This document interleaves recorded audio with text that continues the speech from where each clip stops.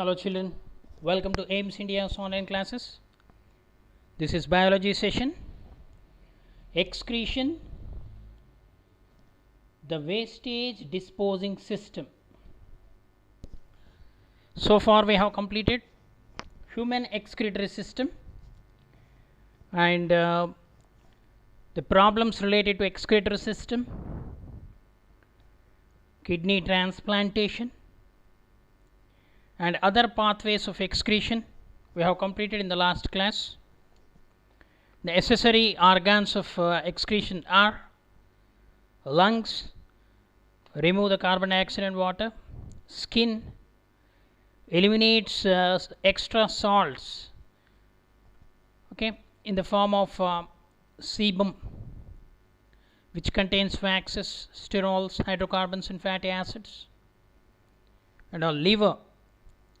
Liver is an important accessory excretory organ. It eliminates the urea during the ornithine cycle. And intestine also removes excess of salts like calcium, magnesium, iron, excreted by the epithelial cells of the colon, large intestine. So the waste materials from the large intestine eliminated in the form of feces. Along with the feces, small amounts of nitrogenous waste also eliminated, and even saliva and tears also contain some amount of minute concentration of nitrogenous waste materials. Okay. So actually what is excretion? Once again let us recall the definition. Excretion is the process of removal of nitrogenous waste products and their metabolites from the plants and animals. Okay. There is another important process related to excretion, that is osmoregulation. What is osmoregulation? It is another process performed by the kidneys.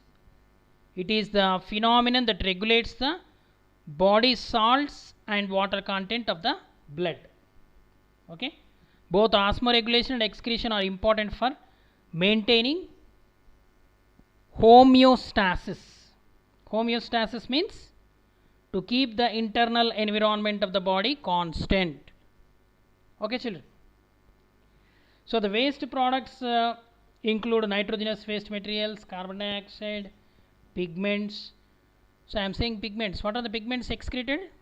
Bilirubin, biliverdin, urochrome. Okay, pigments, excess of water, inorganic salts, vitamins and hormones. Even carbon dioxide and water vapor are excreted by lungs, while other waste materials are removed in the aqueous solution, means in the presence of water, through or in the form of urine. Okay children. The nitrogenous waste materials are the main waste products. What are the main nitrogenous waste materials? Urea, ammonia, uric acid. Okay. On the basis of their excretory products, animals are categorized into three. What are they? Aminotelic animals, which excrete ammonia as the main nitrogenous waste material. Example, aquatic animals such as bony fishes, hydra, and the tailed amphibians, tadpole larvae. Okay. Ureotelic means which excrete the urea. Certain aquatic animals like prawns. Tailless amphibians means frog, toad, and cartilaginous fishes means sharks and mammals. Ureotelic. And uricotelic means the animals which excrete uric acid as the main nitrogenous waste material. Insects, land reptiles and birds. Okay. So children, so far we have completed excretory system in human beings. In today's class we are going to discuss about the process of excretion in other group of animals. Okay. So let us proceed. Are you ready, children? Excretion in other organisms. Different organisms use varied strategies in excretion. Means different mechanisms, different organs of excretion they use. The specific excretory organs are absent in unicellular organisms. These organisms remove the waste products by simple diffusion. By simple diffusion from the body surface into the surrounding water. Example, protozoans and echinoderms, invertebrates. They pass out the waste materials mainly by diffusion through cell membrane or body surface or plasma lemma. Okay. Next, the freshwater organisms like amoeba, paramecium, they possess osmoregulatory organelle called contractile vacuoles. So first of all, you have to know what is osmoregulation. Osmoregulation means the process of removal of excess of water from the body is called osmoregulation. Okay. So what is the osmoregulatory organ of human beings? Kidneys. Okay. Likewise, in amoeba, paramecium, in freshwater animals like amoeba, paramecium, contractile vacuoles are present. It collects the water and waste from the body, swells up, reaches the surface and bursts to release its content to outside. The main excretion takes place through body surface by osmosis. Okay. So here you can see here is the amoeba. The step 1, water enters due to osmosis. Why water enters inside? What is the necessity? Because as they are living in the fresh water, the cytoplasm salt concentration is more than the medium in which they are living, fresh water. So that there is a difference in the concentration, and the outer body wall or plasma membrane, this both two different concentrated solutions are separated by plasma membrane. So immediately, so more there is a chance of more entry of fresh water into the body. So if it enters continuously like that, what happens? Animal may die. To prevent that, the excess of water enter the contractile vacuole, special structures called contractile vacuoles. These contractile vacuoles swells in size, and the contractile vacuole moves to the edge of the cell, and finally it bursts and expels the excess of water. So like this, the cyclic osmoregulation process continues. If this process or contractile vacuoles are absent, then what happens? Animal will die. So that's the reason why. So scientists conducted experiments. What they have done? They have taken the amoeba which lives in the fresh water. They placed it in the marine water or salt water. What they have observed is the contractile vacuole disappeared. Contractile vacuole disappeared. This is because if contractile vacuole is present, again it has to remove the water. If it is kept in the concentrated solution, the body cytoplasm concentration is less than the external environment, then there is no need of contractile vacuole. Okay. So like that, in freshwater animals, there is separate mechanism which removes the excess of water from the body, that is called osmoregulation. Okay. Next, excretion in other animals. Here the chart is given, the different excretory organs. Other animal groups have the special tissues for excretion. So let us see. Name of the animal: protozoa, means amoeba, paramecium, euglena. Okay, the excretory system, there is no special excretory system, simple diffusion from the body surface into the surrounding water. In Porifera and Coelenterata, the primitive multicellular Porifera and Coelenterata means hydra, sponges. I am giving examples so that you can get a complete idea of the phylum. Okay, here amoeba, paramecium you can consider. Here sponges, hydra. So water bathes almost all their cells in similar fashion like diffusion. Then platyhelminths and nematyhelminths. Platyhelminths and nematyhelminths means flatworms and roundworms. Intestinal parasites they are. They possess special structures called flame cells. Flame cells. Okay.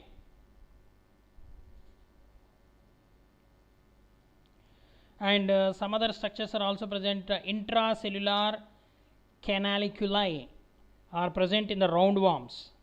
Okay. And in Annelida, Annelida means earthworm, you can take example. Nephridia are present.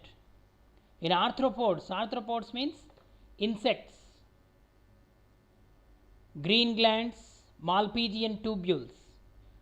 So you can take in prawn, green glands are present. In cockroach, Malpighian tubules are present. Okay, in scorpion, book lungs are present. Like that in different insects is the largest group of animals. They possess variety of excretory organs. Okay. In mollusks, mollusk means snail. Example, Metanephridia. The special structure is called Metanephridia. In echinoderms, there is a special system called water vascular system. Echinoderm example, starfish. Okay, in reptiles, birds and mammals, kidneys are the main excretory organs. See, the evolution of excretory system has undergone so many changes from primitive unicellular organisms to higher multicellular organisms. They possess different mechanisms, specialized tissues for excretion. Okay, Malpighian tubules in insects and antennal glands or green glands are present in the prawn. Kidneys in the mollusca. The kidney present in the mollusca is called metanephric kidney. And in vertebrates, higher vertebrates, that is amphibians, reptiles, birds and mammals, even fishes. Fishes, amphibians, reptiles, birds and mammals. In vertebrates, kidneys are the main excretory organs. Okay. Next,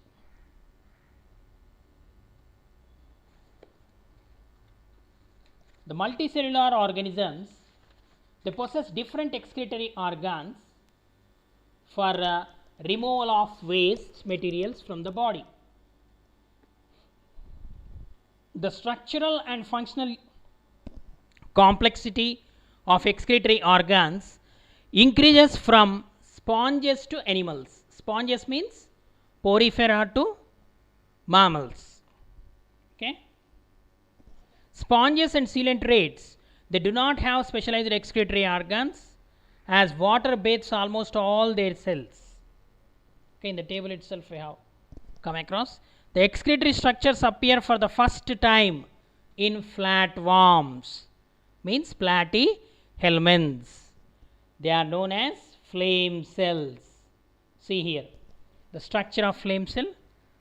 So here in your textbook it is not given.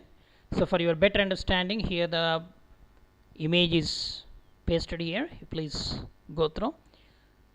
These are flame cells. Flame cells means actually individual flame cell. If you take, they possess flame bulb and a tuft of cilia are present. The movement of the cilia inside this duct, okay, appears to be like a moving flame. That's why they are called flame cells. Okay, they possess protonephridia and excretory pore. These flame cells collect the waste materials from the body fluids and eliminates into this duct, and these ducts open outside through excretory pore. Okay, this is the mechanism which is seen in the flatworms, platyhelminths, planarians. Example, planaria. Okay. Next, excretion release of substances in plants now. Okay. In plants, variety of end products are formed. Actually, one question, the topic starts with a question: do plants excrete like animals? Do plants excrete like animals? Why not?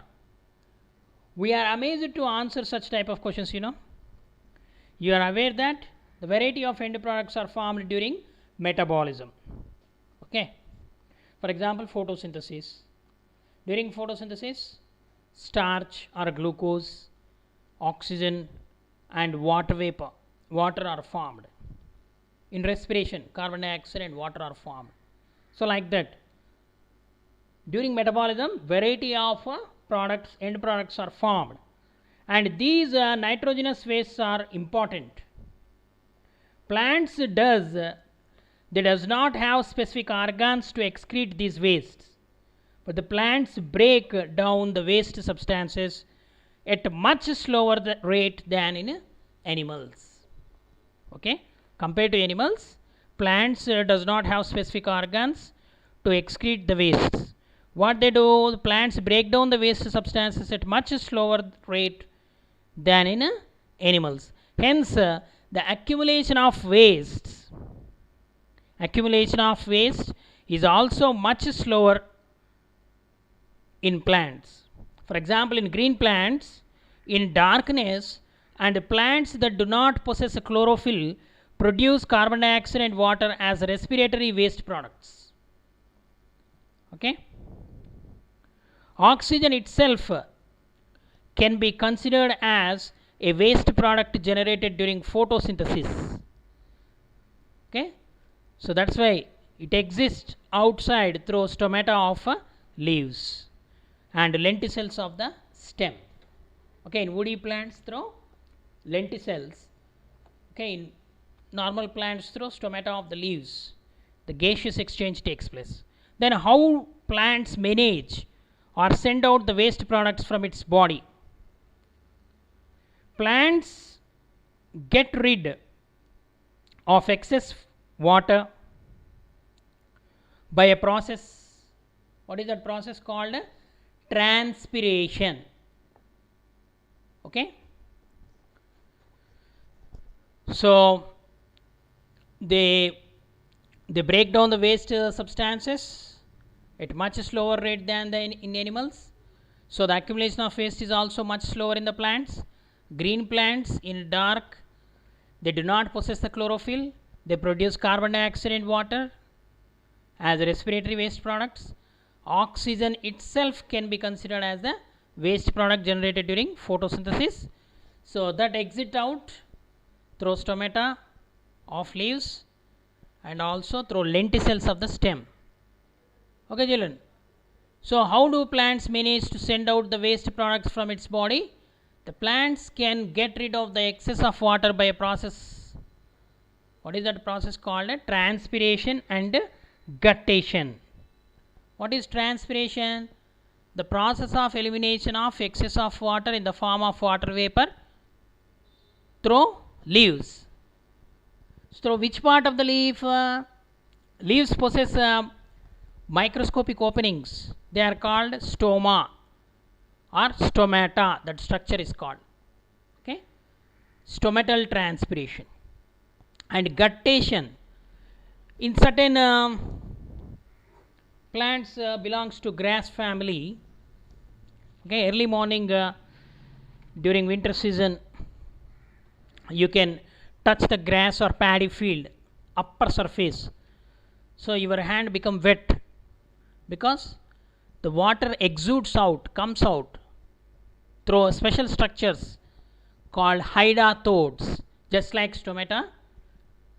In some grass family plants, hydathodes are present, so through which excess of water comes out Okay, that is called guttation. That process is called guttation. The waste products may be stored in the leaves, barks and fruits also. In higher plants or in some plants, the waste products stored in the fruits, leaves, bark and fruits. When these dead leaves, bark and ripened fruits fall off from the tree, then the waste products in them are get rid of.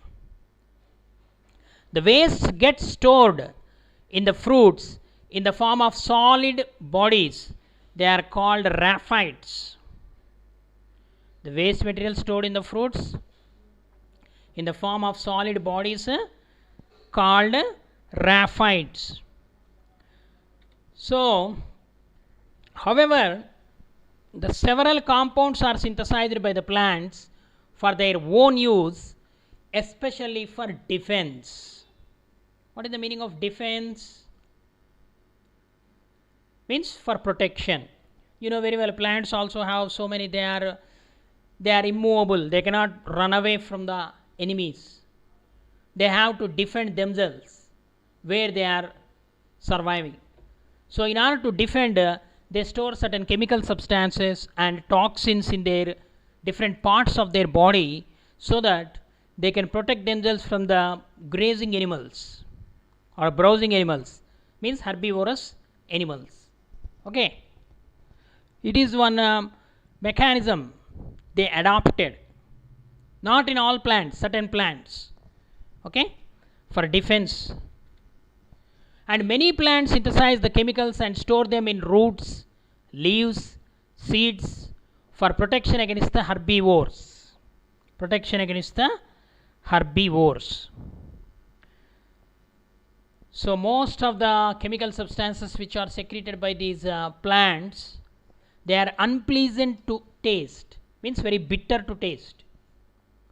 Hence the herbivores usually do not prefer to eat such plants. Okay, some of the chemicals are toxic and may even kill the animal that eats them. Okay, and some of the plants secrete chemicals when injured.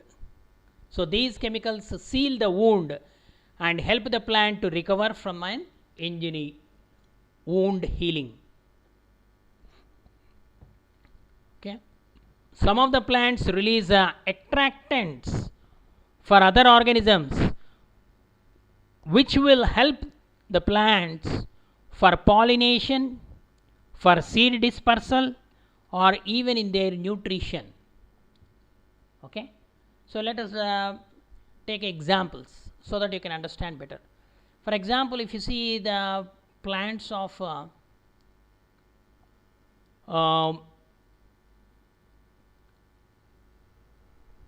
mimosa, okay, means the different types of government trees we can say. Okay, so in these trees, unwanted, we will say they are, we will consider them as weed plants, but we will get some useful products like gums. When such plants with sharp thorns, spines, okay, when that bark of that plants get wounded, we will cut those plants for for fuel, wood, for burning fuel, firewood we can say. For that purpose we will cut those useless plants which grow in unwanted or waste lands. Okay, at the time of cutting, the part of the plant or stem of the plant is wounded. So in that place they produce a gum like substance. So that gum is used. Okay, so actually that gum is secreted for healing the wound. Okay, some plants release attractants for pollination. So you know very well, certain flowers, they are sweet smell flowers which attract the butterflies and honeybees for the cross pollination. And certain plants they produce a variety of seeds with attractive. so which can be swallowed by the animals and help in the seed dispersal. And even certain insectivorous plants will be there. They attract the insects. Okay, like you have studied in the lower classes, Nepenthes, pitcher plant, Drosera, Dionia. Okay, they have common names, different names. Venus flytrap, Utricularia. Those plants, insectivorous plants. So for nutrition, they attract for attracting the insects. They possess a different type. They secrete variety of substances. Okay, trapping the insects. Okay, for example, the plants having the root nodules, they secrete some chemicals to attract the bacteria, rhizobia, into the surroundings of the plants, surroundings of the roots, and form a symbiotic relationship with the rhizobium. So these compounds are called secondary metabolites. Such type of chemicals which help in for the survival of that plant, they are called secondary metabolites. Primary metabolites means usually carbohydrates, proteins, fats, or lipids.